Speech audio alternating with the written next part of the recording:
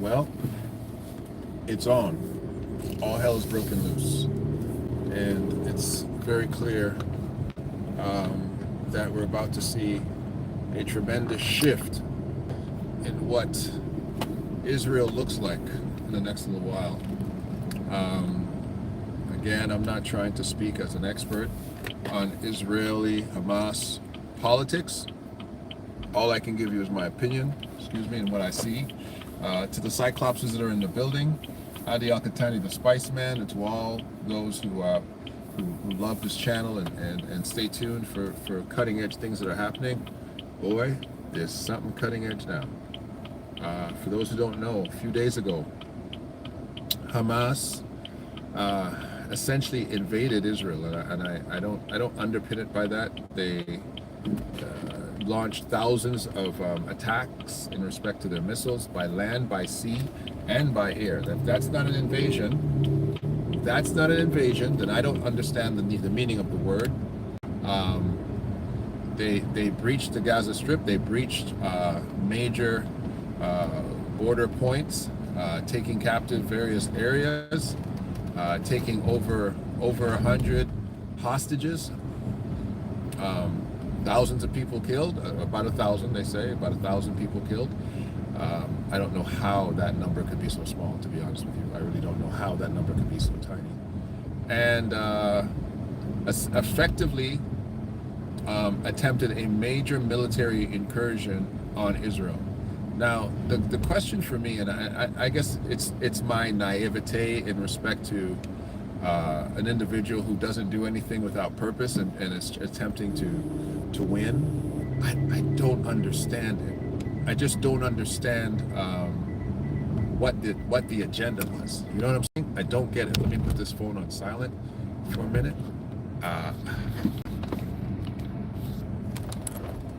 Jeez, what's going on here? I don't understand the agenda. I don't understand the purpose of what they were trying to do. I don't get it. But let's put it this way: they took a pretty good swing at Israel, and this is my I have two major thoughts. Right, number one, unbeknownst to many of us in the world, but my opinion is that I really believe Israel was the number one nation in the world for security. You can't get a falafel in and out of Israel without somebody seeing you, and the fact that these guys were able to basically bring caravans of soldiers, of militia fighters, fought their way all right into towns, just without anyone seeing them. It puzzles me. How did that happen? Like, how did that happen? A place that has such high levels of security.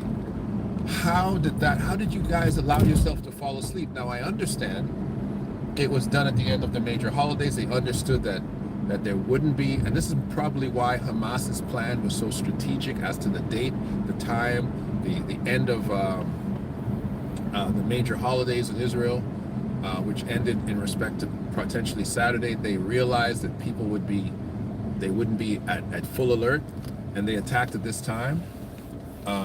But then it goes right back to what were you trying to do? What were you trying to pull off? We know the allegations of Israel continuously dealing with the settlements in ways that are intolerable. We know that potentially the allegation is Israel breaking the status quo in respect to the Temple Mount and not allowing certain organizations that are Muslim to run those things.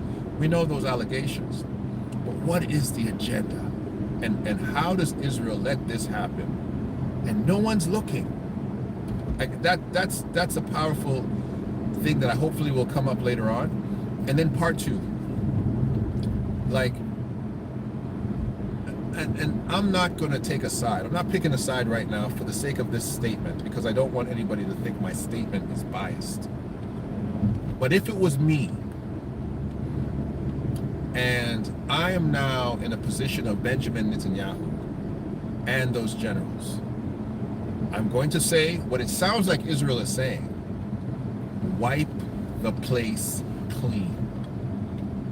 If it was me, and that level of an incursion came out of nowhere on the edge of a holy day, and apparently they've had no mercy for children, they've had no mercy for women, they've had no mercy for the elderly. And apparently, war is like that. But apparently this has been something that has been quite atrocious. Like, there's been no mercy for the young, the fragile, the compromised. Wipe the place clean would be my orders. I don't understand how you don't think that Israel's response will be more deadly than the 6-day war. Will be a response to the effect of, you know what? You are no longer. Let me say again. You are not simply individuals living next door to us. You aren't even guests. We are your landlords, and we are going to evict you from this place permanently. I don't understand how they don't know that is the potential response. I don't see. And again, I'm not picking a side. I'm picking my side. If this was done in respect to myself, and I'm taking it personally, right? I don't see how Hamas would not come to the place where they would observe that, hey, you know what? These guys are not going to be playing around with us anymore. This is not going to be this is not going to be a thing where they're going to allow us to coexist anymore. Like number one, the Temple Mount. Let's just talk about that, right? And if Israel is serious, this is how I'm going to gauge the seriousness of Israel in any way, shape. The Temple Mount has now become a non-Muslim area. Like right away, like I'm saying, first of all, let's establish something. This is Israel. And we're about to just remove everything. We're going to remove all the rights. We're going to remove all of our so-called charity, our hospitality. We're taking it all back. Like, I can't see how they don't see that's not going to be a thing. 70 plus Talmudic rabbis stormed the mosque. Also, yeah, Eastern European Ashkenazi, non-Semites.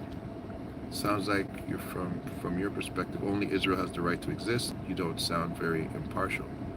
No, you're not understanding me. I'm not saying that at all. I'm not saying that whatsoever. I'm not saying that whatsoever. Let's just go from what happened here. And I don't like the fact that, many times we get an only Western perspective on anything. I don't like that. I don't like the fact that, of course, most of the news that I'm getting from Canada is from the Western side of it. I don't like it. But that's not what I'm saying. But when you have a massive incursion of that level, thousands of missiles launched, when you have people taking hostages of civilians, basically busting into a music festival, place it's clearly civilians, right? And if there was some kind of undercurrent of military whatever happening there, I don't know. You have now given a rival nation grounds to do very horrendous things. And yes, Israel has been breaching, and I said this initially, they have been breaching the status quo at the Temple Mount a lot. They've been limiting the age group of men that can worship there, the time of worship. They've been definitely doing that, and nobody's taking that away from them. Nobody's taking that away from them. Has Israel acted fair with individuals outside of the status quo of the Ashkenazi? Of course not. If you've been on this channel, you know this. You've heard me say this many times. We've talked about our black Hebrews and what has the unfairness that has taken place in respect to Israel. You've heard me mention how I believe Israel treats people of color. You've heard me say it. But this is not that conversation right now. This is a conversation of a armed incursion on a very well-armed nation. The Israel Iron Dome is there's nothing like it. We don't have one in Canada. We don't have an Iron Dome. They shoot missiles over here. Those missiles are getting through. So we know that Hamas knows who they're going up against. Hamas is well armed, well equipped, well financed. Their allegiances to Saudi Arabia and other nations, they're well equipped. They know who they're coming against. And I don't understand. This is why I said from the beginning, if they don't think that the response is going to be a response that I've heard already in media, I've heard them say, we're cutting electricity, we're cutting food, we're cutting gas, we're cutting water, give them nothing. This is a direct quote. I don't know if it was by Benjamin Netanyahu.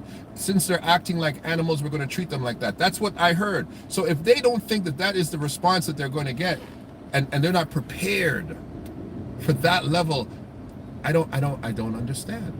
I don't understand. Are they prepared to know that the Israel of today, the brutality of the individuals that are running Israel today, will say, we have the firepower, we have the knowledge base, wipe it clean. And are they prepared for that? This is a very small corridor. They have shut in the Palestinian people and said, you're not coming out of there. And we're just going to level it. Have you seen buildings, schools? Israel has been leveling everything. If the Palestinians have killed 1,000, if they have, Israel has done 5 times as much already, even though the numbers say that Israel's only killed 700. So please don't get me caught up in the politics and the bias. I am not. Check the record. I'm not. But I'm thinking as far as Hamas, are you guys really ready for this? I hope you were, because this is not going to be the 6-day war. Let me listen to what you guys have to say. Even a dog will bite if you abuse it. I agree. 100%. 100%. But let me tell you something. I am not attacking a lion unless I have something to kill a lion. Hey, I'm not David. I'm not attacking a lion with a slingshot. I want to make sure that if I come for that lion, not the lion coming for me, but if I come for the lion, that the lion has to run. Don't the Jews get finished punishing Kanye? Okay, that's another conversation. So let me go into my next point now.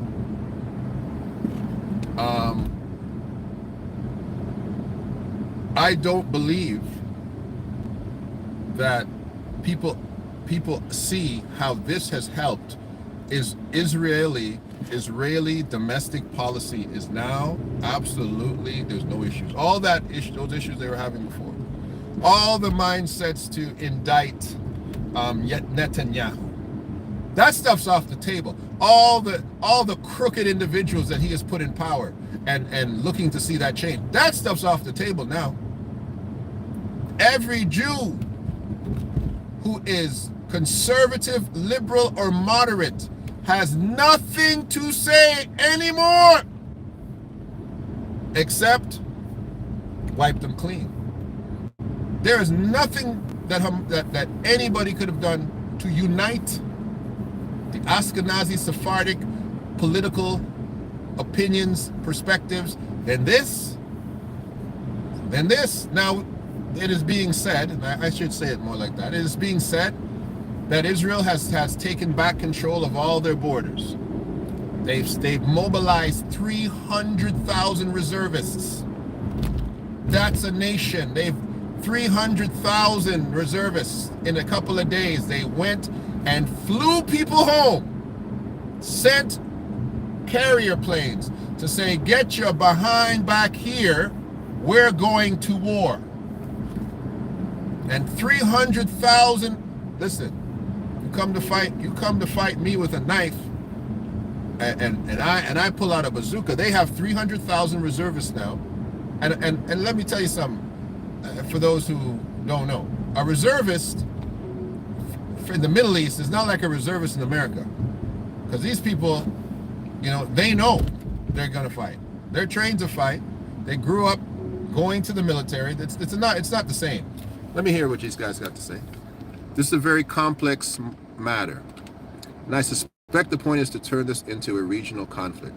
Hamas is trying to bring the entire Arab world to the defense of Palestine. Now, that's the most sensible thing I've heard. Thank you. Because that's education and information. Because that would make sense. If Hamas is saying, you know what we're going to do? We're going to start a fight, and our brothers will come to our rescue. Don't worry. Yes, Israel has 300,000. They have the Iron Dome. They have the support of America. But America can't come here without our brothers coming to fight too. And this is it. But that's all I was saying. Do not pick a fight with a bully and not be prepared for what the bully is bringing to the table. That's all I'm saying, because Hamas can't just think, I'm going to fire not hundreds, thousands of missiles, and there's not going to be a response. Listen to me. And because it made sense. Yeah, you're going to take hostages. You're going to take hostages and you're going to put them in significant places. Say, if you bomb us here, you'll be bombing your own hostages. Not only that, the Hamas defense minister, I think he's the foreign minister of defense, the guy who brought in all the money, Israel went and murdered that guy. They went and found him. He's dead. He's dead. So he said straight up, the dude who is making sure that you are financed, that guy, the guy who's setting up all of the deals, we're going to kill him first. That's why I say you can't, like, Israel is not sitting around on their keisters, not knowing who are the pieces in the Hamas infrastructure. And I'm sure Hamas is doing the same. But one of the first things they did, like, that's a serious move. You're not just saying, oh, we gotta mobilize soldiers. You said, no. Let's go kill this guy, because first of all, we're gonna start killing all your guys in power. And if you think that's going to stop, if you think it's going to stop, they're going to exercise assassinations on every single individual who has his fingers on the pulse of the Hamas political system. Those guys' lives are in jeopardy right now. So this is not a little tiny no, my friends. This is serious for Hamas. And again, as the man said, you know, if you kick a dog, he's gonna bite. He's gonna kick back. He's gonna fight back. But are they prepared for this fight? Because this is going to be, in the 21st century, a historic. This doesn't happen anymore. This kind of thing doesn't really happen anymore. There's too much technology. There's too much weaponry. There's too much capacity to do damage. There's too much. Like we've seen it with Russia and the Ukraine, but I believe that, of course, this is a whole different beast. Putin said, listen, any of you guys come over here to help these guys, we're going to blow you up. But this is not the same thing. This is going to mobilize the world. America is already in bed with Israel to the tune of about $6 billion a year. Israel's like, yeah, we need that stuff now. Send that over here. You know what I'm talking about. Get the thing. Send it over here. There's weaponry flying over there on serious levels right now. People killing technology is happening. Let me see what else you got to say here. The heathens allow themselves to be played so easily. Shalom, everyone. The world will witness the brutality of Israel and the cruelty of Israel. I believe that. I believe that. Desperate people do desperate things. This is the time for Israel to say, you guys thought we were playing with you, eh? We've been nice for a very long time. You thought we were just nice little Jewish guys sitting around here. You have no idea what we've been doing in the cave here. What we've been doing in the lab, and now you're about to see some stuff, because this is about to be a real problem. It's about to be a real problem. Israel is not turning the lights back on. Israel is not showing mercy. They're not going to be dropping food over into the Gaza Strip. No. And those Palestinians, those actual civilians that are there, my friends, run out of there as fast as you can. because this is why they took the this is how they took the it's interesting that you take hostages and say this: unless you tell us where you're going to bomb, we're going to kill hostages. That's what they said. Any buildings that are bombed without notification, we're going to kill hostages. Meaning, you got to tell us so that we can move people. That's not how war works. That's not how war works. I'm sorry. You're taking hostages saying that we're going to kill them unless you tell us where you're going to bomb so we can cause the innocent people to move. That's not how war works. You guys didn't notify anybody and say, hey, guess what? We're about to come in there. Anybody who doesn't want to get killed, go home. That's not how war works. We didn't expect, nobody expects nobody to do that. So those hostages, unfortunately, unless somebody sits down and says, hey, relax, free the hostages, let's go back to diplomacy, that's the talk that you're going to have. But that does not sound like the voice of Netanyahu and his generals. Those guys got blood. They got blood in their teeth. And they're not stopping. They're not letting these guys regroup. My God, they're not going to let these guys sit down and exhale and regroup. They're coming for them. And I really hope these guys are ready for what's going to happen. I hope the world is ready. And I tell you right now, Biden will get up on his high horse and start talking about how, if Netanyahu does this, we're going to respond. But I'm telling you right now, nobody's going to stop Israel from doing the worst possible things that they decide to do. Nobody's going to stand up and say, oh, Israel, you've gone too far. They never do it to them. So as far as these guys want to go, the world is going to sit back and say, well, they're Jews, they've been victimized, that's the mentality of the world. But when you look into what Israel has been, how they have been behaving, and this is not just in Biden's administration, this is not just in Trump's administration, let's go all the way back to Obama, where Obama had a lot of issues with Netanyahu, right? And we know Obama goes back and forth in certain things where we can't agree with everything he says, we know. But Israel has been doing things in respect to pushing Palestine and the occupation for a very long time. This is my point. So these are not new sores. But when you launch thousands of missiles, you invade 9 towns, you march into, and you're shooting with police, when you're taking hostages, all bets are off. All bets are off. I don't know. I can't call it, baby. I can't call it. But I hope that there's going to be a watchdog over this, and cooler heads will prevail, because the cooler heads are definitely not sitting in Israel, and they're clearly not sitting on the side of Hamas. They're not. You guys are serious right now. You guys have shook up the doggone world, and it's very clear. It's very clear what's happening right now. This is forget about the Ukraine and Russia as being something. This is World War. This is World War ingredients.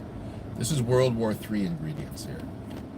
This is World War III ingredients. If you haven't seen anything in your lifetime that can lead to World War, if you haven't seen anything that potentially could activate biblical prophecy, if you haven't seen anything like that, well, you've seen it now.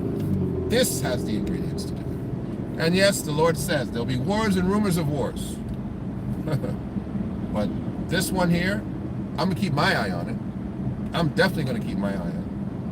Right?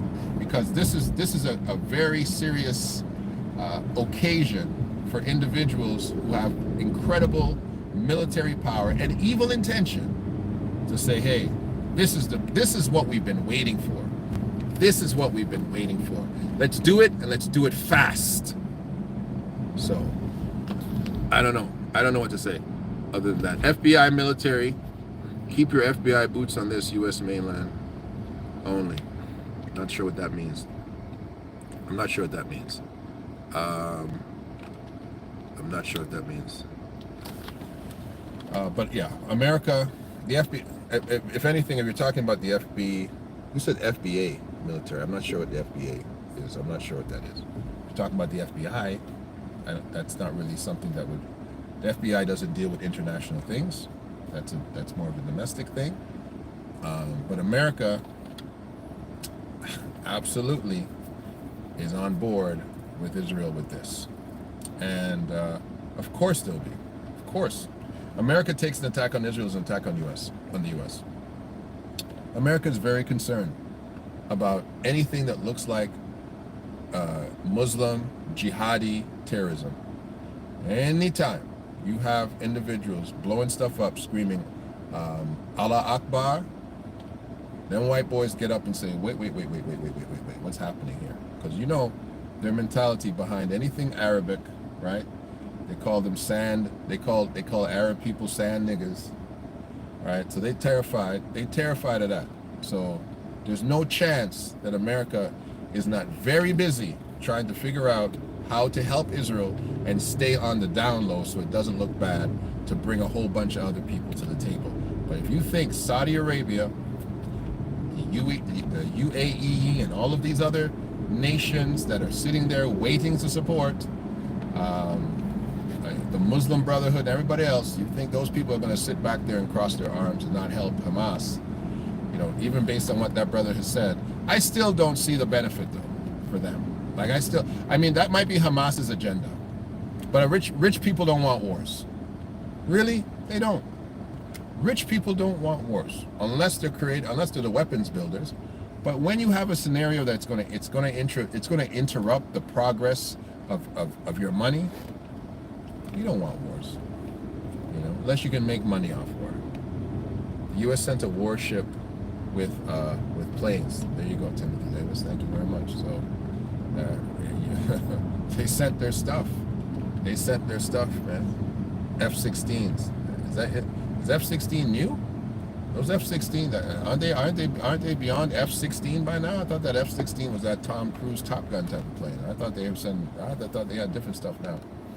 But you know, at the end of the day, when it comes down to having this conversation, we need to really look at this thing like in a really detailed way, because to me, I don't know what Hamas's agenda is, and I'm not going to underestimate them and think that they're foolish, that they just pushed a button and felt that they were just going to attack a few towns, have a few skirmishes, and then stop. There's got to be a bigger agenda here. There has to be a bigger agenda here. You've just activated all of the Mossad and Israel's intelligentsia. You've activated America. You've activated a military, one of the greatest military in the world. You've activated the greatest murdering nation in the world, the United States of America, to come to the aid of individuals who are trying to appropriate, the longest culture in the world. So, I said it. But you have a lot of things that have been put in place right now that are dangerous. You have some dangerous people with dangerous devices about to do some dangerous things, and it's not going to be a safe. The world is not safer right now. I'll tell you that right now. You're not safe in Canada. You're not safe in the U.S. The world is not safer. You thought you were safe when those few little Chinese people got sick, and Donald Trump told you, "Don't worry, it's not coming over here." And all of a sudden, everybody starts sniffling and sneezing to the point of almost to death and worse in North America in a few days. So if you think that little incursion is a no-brainer, it's no big deal, you got another thing coming, baby. The world is small. The world is very small, and people got to watch what they say. I hope our prime minister shuts his mouth, because we don't have nothing but we don't even have a military in this country. I hope he don't say nothing. I hope he just sits down and says nothing and asks America to send a couple 100,000 troops over here, because this is about to become a very dangerous place to be and a very dangerous time to be alive. If Israel really feels that they have been threatened and pushed to the point where they have to wipe out Gaza, that no one will stop them today. No one will say Israel is out of place. If Israel says no more, if Israel says we are bombing the temple, and they're not going to do that. That they occupy that, but we are removing the temple of the rock. We're taking it. That mosque is gone. That is now Jerusalem, and it will become what it's supposed to be, and we were removing it. My friends, no time in history has that Temple Mount been more susceptible to being removed than right now. No more Muslims will worship in this. This is Israel. Oh, they have this is the time for it, my friend. This is the time. And so if you think that you're just going to go to sleep and wake up in the morning, Canada, we just had our turkey, but you're all going to have yours next month. You think you're going to get to Thanksgiving and not seeing a radical change in the world? You got another thing coming. I'll be shocked. I would be shocked if Israel just simply said, "Yeah, we're just gonna cool everything down right now and not do anything more." I'm be shocked, because they're blowing up high rises, knocking them down like dominoes right now. And I don't see them being nicer about it, because that's not a nice country. They're not behaving like nice people even before thousands of missiles were launched on them. I don't see how they're going to behave like a nice country now. I don't see that happening. So in the last updated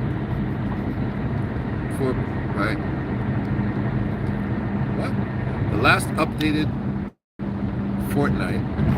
Let's not talk about Fortnite. Come on. Now that would be a problem, because you don't want the Arabs are already joined forces.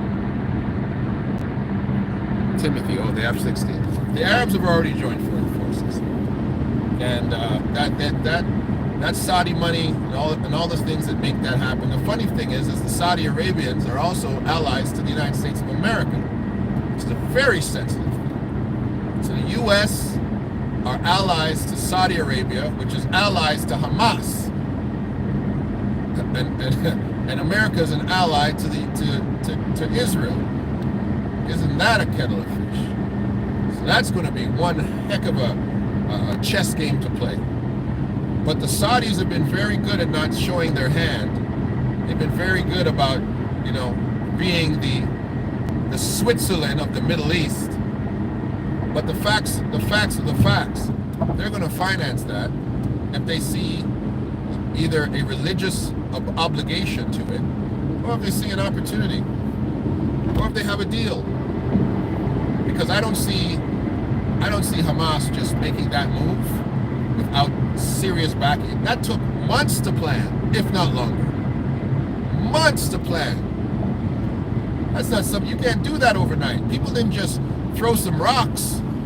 That was a massive attack. I still have yet, and somebody advised me, to know how many soldiers it took to do all that from their side of the border. Like, I don't know how many, they had bulldozers that were ripping down fences, and Israel apparently has put all the fences back up.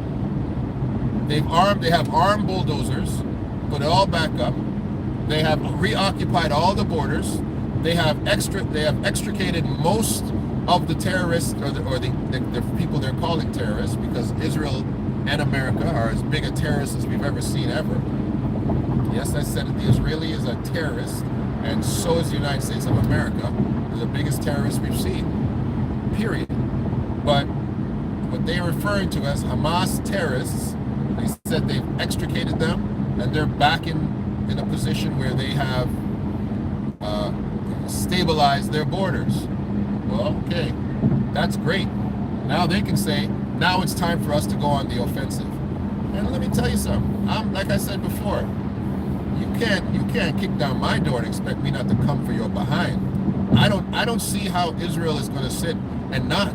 I have a lot of confidence in Netanyahu's negative, evil side. I don't see that boy sitting around there saying, well, we're not going to do anything. No. This is his moment. This is this guy's moment. And Netanyahu is about to rise up and become what his name means to Israelis. Go look at what his name means. Benjamin Netanyahu. Go look at what his name actually means when you do the translation.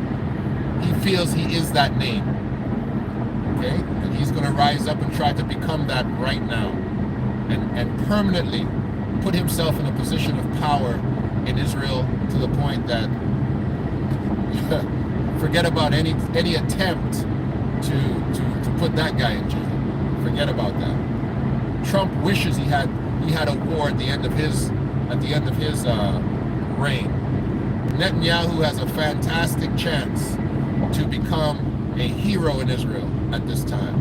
And I'll tell you right now, there's never been a time when the moderate, the liberal, and the conservative are sitting there in Israel saying, Netanyahu, clean the plate. I'm telling you. I don't know how many pacifists in Israel are going to sit around saying, no, we shouldn't do anything right now. I don't know how many of those guys are going to be able to do that. That's asking for prayers. They're asking for prayers. Haven't they prayed for the black? Yeah. The black settlements. I'm praying. I'm hoping. I'm talking for myself. Okay, I'm talking for myself. You Ethiopians over there in Israel, all the black settlements in Israel, the black Hebrews in Israel, you keep your behinds at home. You keep your fingers off the trigger, stay out of the way, and let these guys settle their business. Period. Okay? Because Hamas ain't coming for you. They're not even talking about you. You're not their problem. You're not their issue. You're not their focus. You weren't even the focus of the Israeli who was treating you badly. So you sit down. You tell your daughters and your sons who you've thrown into those armies because you wanted to be Israeli so badly. You tell them to come on home and sit down and let's have some schnitzel or something. But don't send your kids to go to fight that battle. You sit down and wait. Absolutely not. Hamas ain't calling you a nigger. I'll tell you that right now. Sit down there and relax yourself, and let's see what happens. Period. Right? But at the end of the day, you breach a country. You don't get hugs. You get claws, and you got a very angry Israel right now, at a very capable place in their history, where they don't require anybody's help. I mean, America's sending stuff, as Timothy Davis just said. America's sending planes and ships.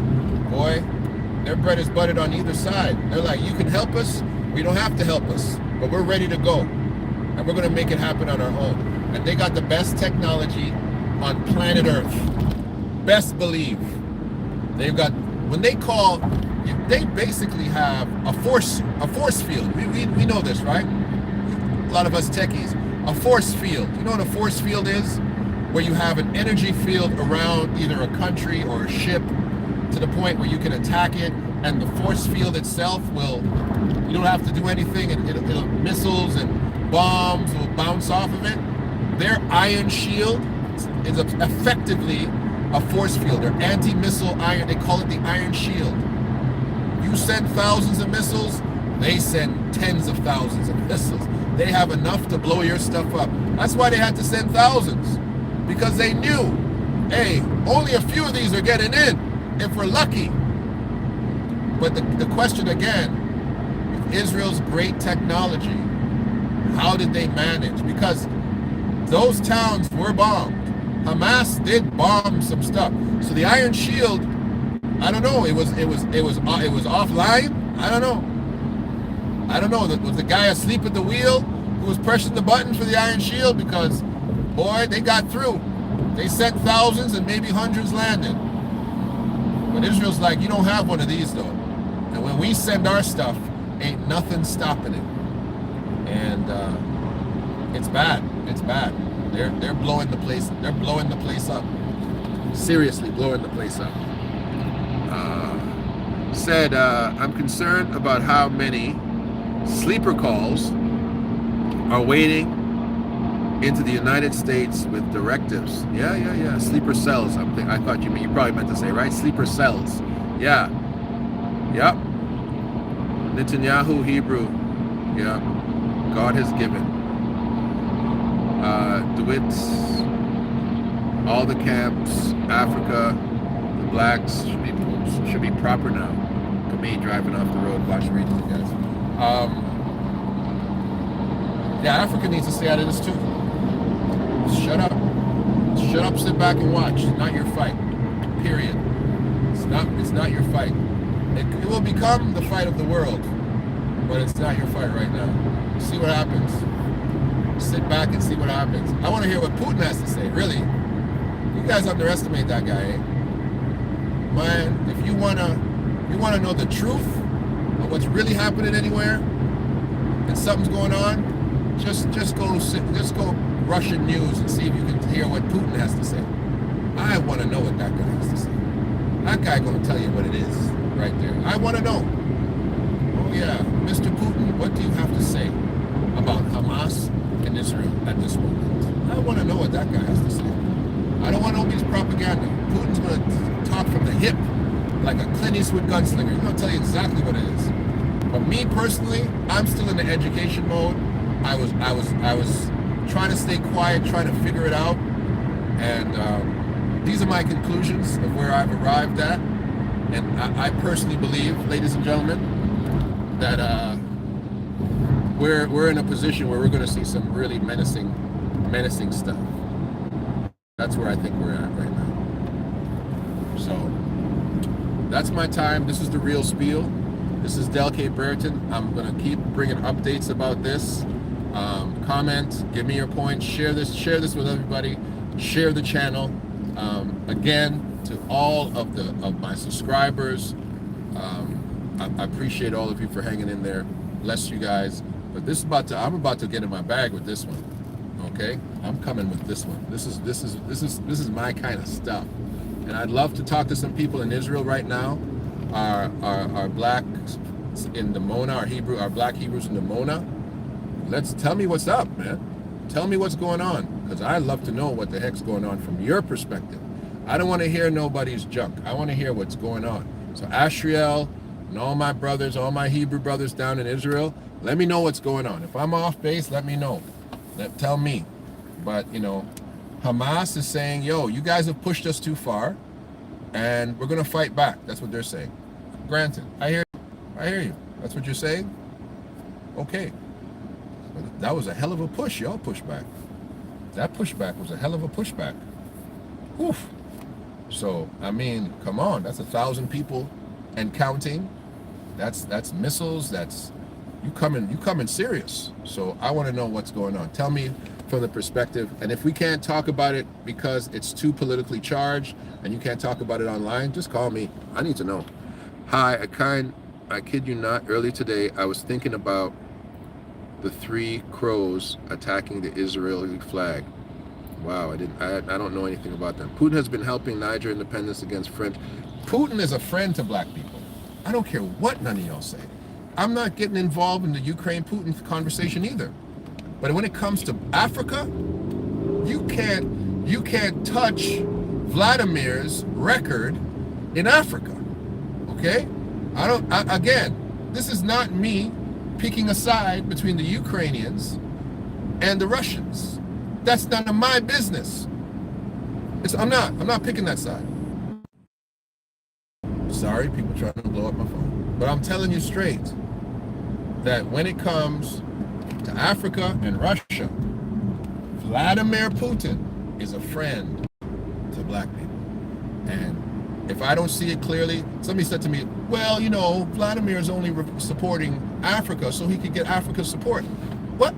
If somebody's whooping my behind, and somebody sees me getting my hand whooped, and a guy named Vladimir says, man, I saw them trying to whoop you behind, bro, so I came up in here, here's some weapons, here's some guns, here's some sticks, here's some kung fu lessons. Don't let that guy whoop you behind. Thank you, Vladimir. You're my friend. I don't care what you all got to say about his agenda. He's helping me stop getting my behind kicked by apartheid, by colonialism. Oh, I don't care what you got to say. So, I need to know what Vladimir wants to say right now. I'd love to hear what Vladimir wants to say. I absolutely love it. I want to hear what that guy's got to say. Because information ain't a problem. Perspective is perspective, but I'll take information from anybody. I'll take information from a dummy. right? So I want to hear what he's got to say. Chickens coming home to roost. I'm not going to throw that one out there yet. You got a good point, but I still don't trust them in the Chinese. Listen to me. I had this conversation today, and it's going to be very unpopular, and even black people are going to have to sit on this and think about it, because I already have. I will take a world run by China and run by Russia over a world run by those colonizers in Europe, the greatest murderers in the history of the world. I will take a world dominated by Russia, dominated by China, before I take a world dominated by those colonizers, and yes, even a world dominated by the Israeli. I will pick that world. The only world that I will pause with is, I don't know, when it comes to individuals who are extremists, Islamic extremists. I ain't picking y'all either. I ain't picking y'all either. But still, if I have to set the worst murderers on the planet, the most dangerous human beings on the planet, historically, the people that have destabilized culture, language, history, have misappropriated millions of people's lives, turned them over, and are still living off the carrion of colonization. It is the European. He's the most dangerous human being on the planet. And I'll take Russia and China over them every day. And if you don't like that, think about it for a minute. Because you're here being you have been indoctrinated into them. You are wearing their clothes, you are speaking their language, you are thinking their thoughts, you are living by their worldview. And therefore it's difficult for you to unravel that and to say, well, what would it be like if I spoke Mandarin? What would it be like if I was a Russian right now, and I had a perspective of Russia and not a perspective of England or Spain or Portugal or Italy or France? It's difficult. But when I look at King Leopold, and I look at Queen Elizabeth, and I look at all these butchers, I look at the only country that's ever dropped atomic bombs twice on a little tiny nation. I look at the invaders of the world. I say, hey, it's a pretty dangerous people. So I'll take the Chinese. Africa has taken the Chinese over American, and the Chinese treating Africa right as rain right now. I got no problem with the Chinese. I got no problem with Russia. I got a lot of problem with that colonizer in Europe. Whole lot of problem. Way back from the 1400s to this second, to this very moment, I got problems with them. I got problems with individuals who are calling themselves the chosen people, but treating the chosen people like dogs. I have a problem with that. But again, to be clear, you invade another person's country who has weaponry of mass destruction, you better be ready, because no one's going to tell Israel they're wrong when they come for your behind. No one's going to say, well, I'm missing my daughter's school right here. Y'all messing with me. I just missed the doggone school. Basketball game is starting right now. I just missed the people's school, man. I gotta turn around. Oh, 3:28. Okay, the game starts in 2 minutes. Yeah, it's a problem. What am I doing? This thing sent me. Oh, this thing sent me right. I'm trying to go to the Child's game. I'm okay. I think I'm still there. I think I'm good. I'm good. But anyway, I'm getting off this phone. Too many modern Chinese Christians follow Israel with prejudice. Yeah, your Christianity and Israelism are not the same. Okay, Israelism and Christianity, those things don't actually meet together. But we'll talk soon. Love y'all. Okay, and stay in touch. Blessed. Deborah, you have not been blocked. You're good. Thank you very much, Eddie. Appreciate you. Appreciate you all. Okay? Talk to you soon.